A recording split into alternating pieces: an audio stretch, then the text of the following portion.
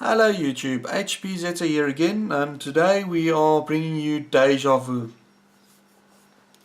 This is the second time I'm redoing this video. The first time I tried it on a live stream and it didn't come out well, so I'm redoing it from scratch, and unfortunately that means I'm going to have to give my explanation and everything else, and you're probably wondering why I'm sounding so scratchy and half like I'm dying and half like everything is going bad. And you're not wrong, everything is going wrong, quite literally, and everything else. So the first thing we're going to do is a mailbag, but I first want to just talk about the things that's happened this week. And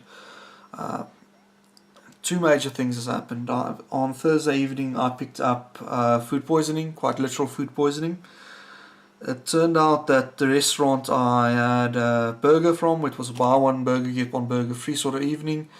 It gave me food poisoning. It was dreadful. Lots of vomiting was involved. I tried to work the following day.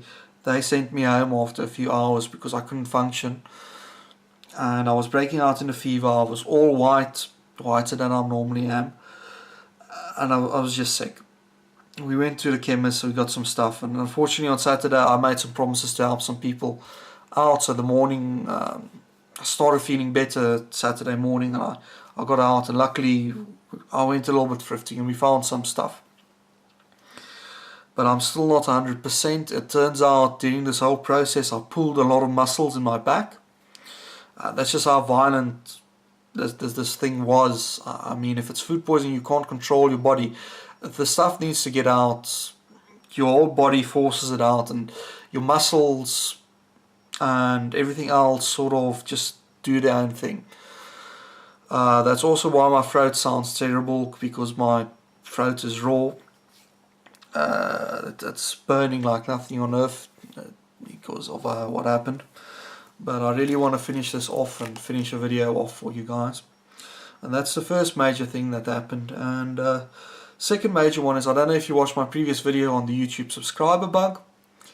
It looks like it is here to stay for me. I've tried it on multiple cell phones, multiple accounts. I tried it on the mobile app, I tried it on the normal app, I tried it on everything, and it's the same thing everywhere else. Basically, it'll only show you 6 to 10 videos of your subscribers per day, and it chooses the ones with the most subscriber count. So the small guys you don't see at all. It doesn't base it on your favorite videos, because I noticed that the ones it's recommending me is channels that I don't always watch, even though I'm subscribed to them.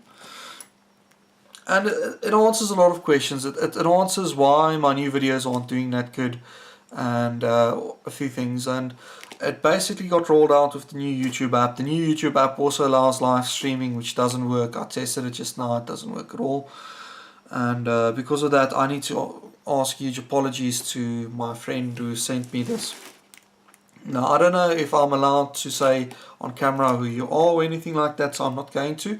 But you can always comment on the subscriber, on the chat down below, and I'll say thank you and everything else. Or we can keep it anonymous if you want, that's fine as well. We can do it via PM. And basically, he sent this to me like 4 weeks ago, and it was just lost in mail for 2 weeks. I eventually tracked it down. The post office said that they didn't have it, but they did. Only when I took like printed off tracking information to them that they actually searched the back and they found it. And I must just say, it's phenomenal. One of these things that I'm really waiting for was something that will help me fix my Amiga 1200. So without further ado, I'm just going to open this up quickly and just act like this was closed, because I did do it live and it just didn't come out right because of YouTube and their sort of story.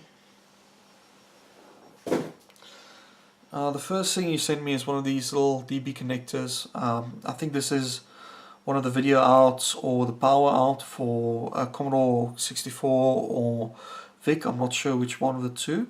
But that's still freaking amazing, because I always need these. They are so useful to have. Then we've got these, which is basically the main thing that I needed, which is the ROM chips for the Amiga 1200. Now in my Amiga, they don't match. I've got one that's Commodore branded, and then I've got another one that's a rewritable ROM.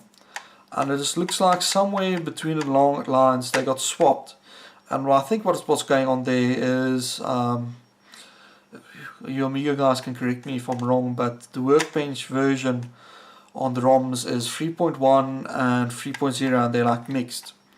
And what's happening is it's allowing you to boot like that, but it gives errors as soon as software starts and things. I can't find anything else wrong with that Amiga, so I'm hoping it's that and not one of the data lines or the bad memory. But also I noticed you sent me something phenomenal, and I'm really glad. I'm really happy, and I really wanted to play with one of these, and that is a Yamaha. Let's see if I can pull this up for you. So if I push that there, let's see if we can focus. There we go. So that is Yamaha YM3812, which, if I'm not mistaken, and I could be wrong with this, I've still got a bit of a fever, I'm still not 100%, but I think that this is the same chip that's used in the Sound Blasters for OPL, and that it's a phenomenal chip. And I can't wait to play with that. It's definitely sound chip. I would love to take this, if it is the one I'm thinking of, it's one of my favorite audio processors, and I would love to take this and use it on an Arduino as a MIDI synth. I'll see if I can get that working, because that would sound amazing, and I would be super happy if I can get that working. Now I might be wrong on this, I don't know exactly, because this is some of the bonuses you sent me. So you've got a Dragon Quest Japan cartridge, which it's great itself. I love the Dragon Quest series. I've never played any of them myself, and I would love to play this. But you also sent me, looks like, replacement all the original ROMs. It could be that you already did ROM modification on this. If you did that, that's amazing. That's fantastic. I'll open it up and check it. I checked. My screwdriver isn't here for that. But yeah, 2 ROMs there. It's marked DQ1 plus 2. That's those 2. It's the Nintendo. I think that is. Let's see. Nintendo D411A. I think that is the security chip, if I'm not mistaken. And then it says normal SN79 489AN. That's also used. That's just logic array. So I'm fairly sure that you modify this cartridge, or you want me to modify this cartridge. Just like drop me a note in the thing, or send me a PM if you want to keep it anonymous, and I'll see if I can do that for you. Or if you already did it, that's fantastic. I'll check it out. I'll definitely play it. So all of these are, words can't describe how grateful I am for this, especially the ROMs. I'd love to have that Amiga working again, that Amiga 1200. It's been one of the systems that I always wanted to own. I do have a Amiga 500 thanks to a very nice donation of a good friend of mine, it's a phenomenal machine. I love it to bits. I still have to work on getting color out of it, because the composite is only black and white, but it's still freaking awesome. And I've played Snow Wolfie or Fire and Ice. I played on there 2 bits. I love that game. Me being a furry and all. And I just want to say thank you for that amazing donation. I mean, all of this, that's phenomenal. I just wish you could see my original reaction, but yeah.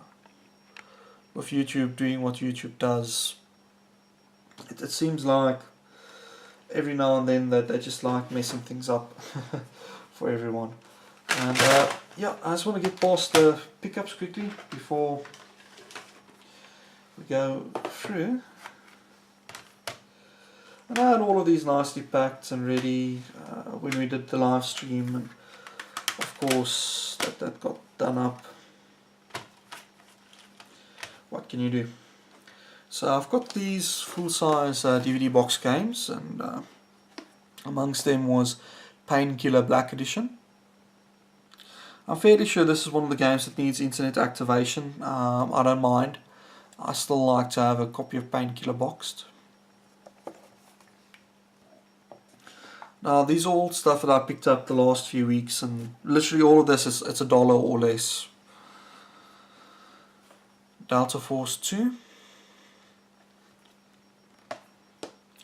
Ruin, which I think is now open source engine. I think the engine for this was released so you can port it. Apparently it's on Arduino. Not Arduino, Raspberry Pi. And I can't wait to like play that and test that and see how that goes. Then we've got Heavy Metal FAC 2. I might have a duplicate of this. Also, it's a third-person platformer. If you like weird animation, go download the Heavy Metal movies. I mean, the first one especially. Second one, not so much, but definitely get the first one. And finally, Insane, which is a great racing game. Glad to have that in my collection. And that brings us to now to the more interesting things, and we will start with that now. Let's see if I can do this in some sort of nice order. There we go. So I got Evil Knievel.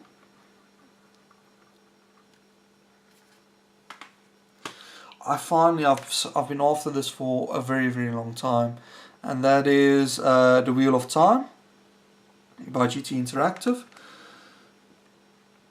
I am a huge fan of the books. It is one of my favorite series, and I'm just really stoked to finally be able to play this. Is this on GOG? I don't think GOG ever re-released this. I'm not sure, guys. Let me know in the comments down below. Then we've got Darkstone, which is another RPG.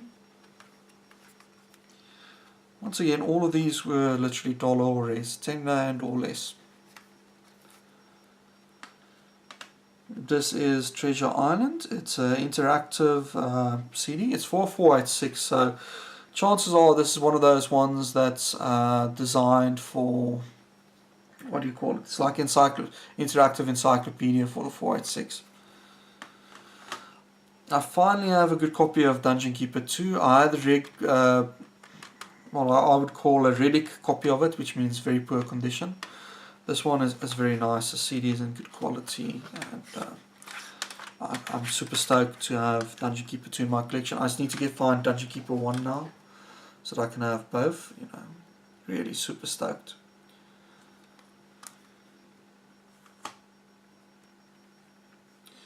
Then we've got a copy of Warhammer.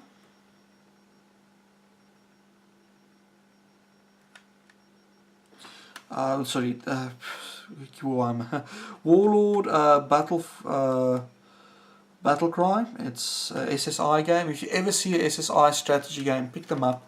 I don't think there's really bad ones. If it's SSI, it's always good quality, grand strategy. Then finally, I picked up Light and Darkness, the Prophecy. This is one of those strange FMV games. It's a free CD set, so this is going to be quite interesting. I don't know if this is going to be good or not. It might be great, it might be terrible, but I like the FMV games because you never know what you're going to get.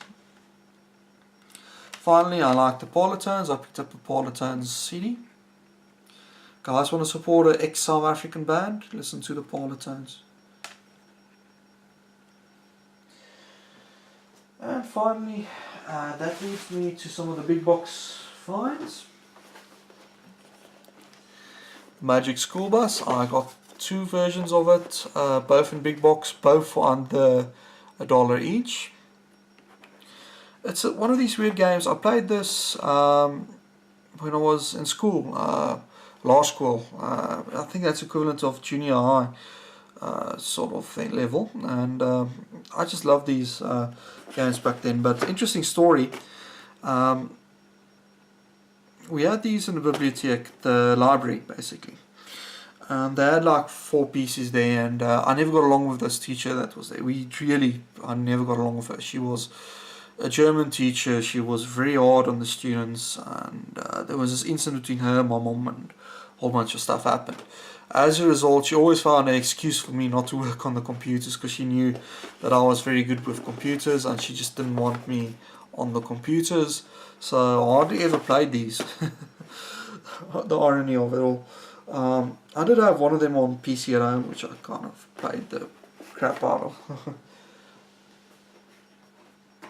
And that brings us to the final big box game, and I'm so super stoked to have this in my collection. But it's in a bit of a relic box condition, but I'm so glad to finally have a copy of Diablo 2 in the big box with the fold out. I mean, yay. You have to have one of these in your collection. And interesting story behind this one is, as I'm walking out of cash converters, because a whole lot of these are actually from a cash converter, so I'm not going to spoil which one, you guys will have to figure it out. So as I'm walking out and I look at the counter and I see this below the counter, and I'm like, I want that. And the lady behind the counter is like, no, it's not for sale, it needs to be tested first, we need to know if it works or not. So I'm like, no, I'll buy it even if it doesn't work. No, okay. So I said, how much is it? She said 20 Rand. So it's double what's there. It says 9 Rand on there. I don't know if you can see that. 9 Rand on there. So I said, cool. I just want the box, because I've got like enough Diablos to fill like 5 of these. I've got enough copies of Diablo 2, because it's always a game that you pick up constantly at the charity shops. And eventually I got her to the point where she agreed, and she just wanted me out of there, and I walked out with a copy of Diablo 2. So guys, if you ever get into this sort of situation, just be persistent.